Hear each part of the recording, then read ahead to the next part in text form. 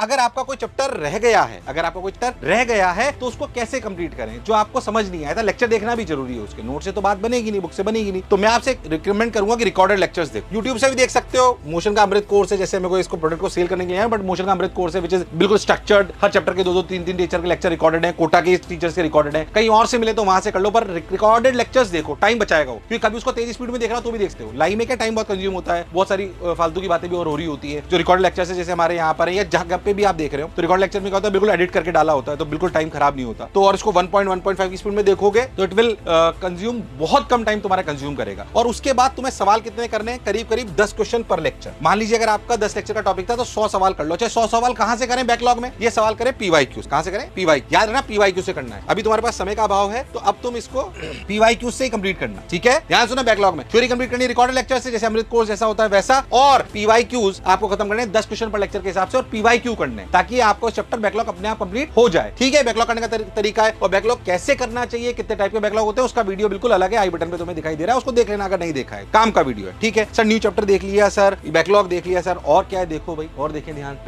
Revision करना बहुत important है, बिना रिवीजन के पूरी तैयारी खराब है। पूरे साल कितनी भी पढ़ाई करी हो, पर थ्योरी का रिवीजन करें कि सवालों का करें कि किसका करें, सर कंफ्यूज हो जाते हैं। रिवीजन के लिए ध्यान से सुने। रिवीजन अगेन अपने लिए 2 टाइप के, थ्योरी और सवाल। बच्चे सवालों को छोड़ देते हैं, सवाल ही तो एग्जाम में आएंगे, तो थ्योरी का रिवीजन भी जरूरी है और सवाल का इतना टाइम लगाए ध्यान। अगर आपने ढंग से लेक्चर पढ़ रखे हैं तो जो आपका रिवीजन टाइम है थ्योरी में, that should be less than 10%। मतलब अगर आपका 1.5 घंटे का लेक्चर है तो ये लेक्चर का टाइम, या 1 घंटे का लेक्चर है तो 10 मिनट से ज्यादा इसके नोट्स को पढ़ने में टाइम लगना नहीं चाहिए। इससे ज्यादा टाइम नहीं देना है। 10 घंटे का है तो 1 घंटे में खत्म कर दो, यानी कि 10% टाइम ऑफ लेक्चर। यानी कि अगर तुम बहुत ध्यान से देखो तो तुम्हें समझ में आएगा तुम्हारे करीब करीब 900 से 1000 घंटे तुम्हें पढ़ाया जाता है। हाँ सर, तो मैक्सिमम टाइम जो तुम्हारा थ्योरी में जाएगा वो कितना जाएगा, 100। यानी कि मैक्सिमम टाइम जो तुम अगर पूरा तुम्हारा सिलेबस हो चुका है और 1000 घंटे तुमने थ्योरी पढ़ी थी, लेक्चर्स पढ़े थे मैक्सिमम, तो तुम्हारा मैक्सिमम टाइम जो थ्योरी यानी कि उसके नोट्स पढ़ने में जाना चाहिए वो 100 घंटे, इससे ज्यादा नहीं, इससे ज्यादा नहीं, बिल्कुल नहीं। सीक्वेंस क्या होगी वो एक अलग एस्पेक्ट है, पर कम से कम मतलब मिनिमम 100 मतलब मैक्सिमम 100 घंटे होने चाहिए। सवाल क्या, सवाल करने भी जरूरी है। अगर आपने थ्योरी पढ़ ली और जो सवाल आपने पहले कर रखे थे उसको रिवाइज नहीं करा तो कोई फायदा नहीं है। आशा करता हूं कि जब तुमने उन सवालों को करा होगा तो तुम्हें अंदाजा होगा कि तुम्हें कौन कौन से सवाल रिवाइज करने हैं। अगर तुमने टिक नहीं भी लगा रखे तो भी, जैसे मान लीजिए मोशन की शीट में सब जगह ऑलमोस्ट ऐसे ही होता होगा, तो अगर अपन सब टॉपिक लेवल पे तुम्हारे सवाल होते हैं, उन सब टॉपिक लेवल पे जो सवाल होते हैं उसमें से कितने सवाल करें। अमूमन मैं ऐसा मानता हूं कि अगर 5000 सवाल या 20,000 सवाल आपने करे हैं तो उसका 25% मतलब हर 4 में से कम 1 सवाल रिवाइज होना चाहिए। तो अपने को पता होना चाहिए 4 में से 1, या तो आपने पहले से टिक लगा रखे होंगे कौन से रिवाइज करने, नहीं भी लगा रखे तो घबराओ मत। आपको जो सवाल दिए गए हैं सब टॉपिक लेवल पे एक्सरसाइजेज में या पीवाईक्यूज में भी दे रखे हैं सब टॉपिक लेवल पे, उनमें से 4-5 में से एक छांटते रहो, अपने आप रिवीजन हो जाएगा सब टॉपिक लेवल पे, टेंशन नहीं लेनी। 25% सवाल टोटल क्वेश्चन करने चाहिए। मैं मानता हूं सेलेक्ट होने वाला बच्चा लगभग कम से कम 20,000 सवाल अटेम्प्ट कर चुका होगा। 5,000 सवाल मैक्सिमम, तुम पूरा सिलेबस पढ़ चुके हो तो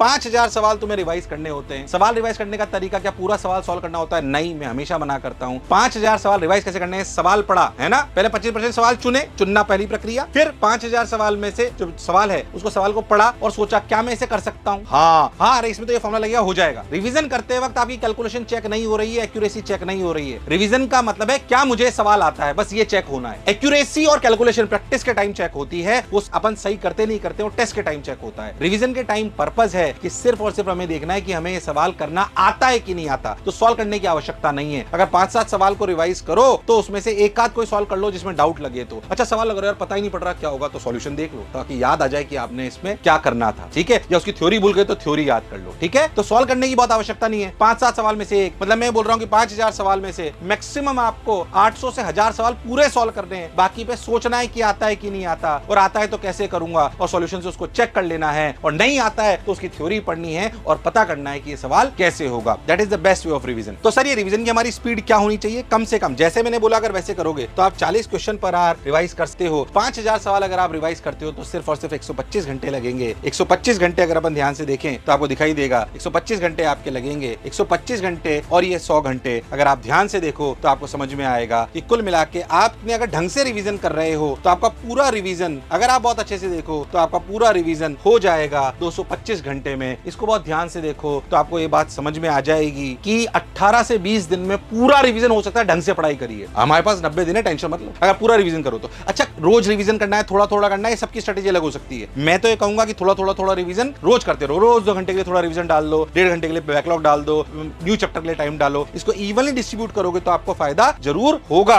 चौथी सीक्वेंस क्या है, चौथी इंपॉर्टेंट बात क्या है, ध्यान से सुनते हैं। चौथी इंपॉर्टेंट बात है test. Again test is very important, इसके बिना तो कुछ होगा ही नहीं। टेस्ट कितने दें सर? अगर मैं आपसे बात करूं तो टेस्ट, अगेन टेस्ट के दो हिस्से, एक तो रियल टेस्ट देना जो आप लगभग 3 घंटे का दोगे, 3 घंटे का आपका पेपर होता है, और उसकी एनालिसिस करना बहुत इंपॉर्टेंट है। बच्चा टेस्ट तो दे आता है पर एनालिसिस नहीं करता। अगर एनालिसिस नहीं करी और उससे कुछ सीखा नहीं तो टेस्ट देने का कोई फायदा नहीं है। मैं आपको सही बताऊं तो मैं एनालिसिस के लिए 2 घंटे रखता हूं। क्या गलती करी, क्या करी, कौन सी थ्योरी याद नहीं आई थी, उसको तुरंत रिवाइज करना, ये सब आपको पता होना चाहिए। तो एक्चुअल टेस्ट मिनिमम 15 टेस्ट देने, ये इंपॉर्टेंट बात। अगर आपके पास टाइम ज्यादा है, ये मिनिमम है नंबर, मैक्सिमम जितने दे सको, जितना ज्यादा दोगे फायदा होगा। इनफाइनाइट है, खैर मजाक वाली बात है ना, बट जितने दे सको टेस्ट तो। पर ये कब, जब आपका पूरा बैकलॉग हो जाए, पर मिनिमम 15 तो देने ही देने, इससे कम पे बात नहीं बनेगी। 15 टेस्ट अब देने कम से भी कम, ठीक है। कई हो सकता है होम टेस्ट दे दो, हो सकता है कोचिंग का दे दो, मोशन की उस पर भी बहुत ऐप पे भी बहुत सारे टेस्ट हमने डाल रखे हैं, वो दे सकते हो। एनालिसिस कम से कम 2 घंटे करना है, यानी कि 15 टेस्ट, 3 घंटे का टेस्ट, और अगर मैं 2 घंटे एनालिसिस मान लूं तो सिर्फ 75 घंटे गए। अगर आप 12th पास के लिए भी बात करो तो देखो 500 घंटे आपके न्यू चैप्टर्स में चले गए थे, 225 घंटे आपके उसमें चले गए थे, और 75 घंटे आपके इसमें चले गए। तो कुल मिला के आपके अभी सिर्फ 800 ही घंटे गए हैं बैकलॉग के लिए। फिर से आपके पास कितने घंटे बच गए दोस्त, यानी कि मेरे पास समय है, घबराइए मत। 12th वालों, बोर्ड के लिए समय है तुम्हारे पास, सिर्फ अपनी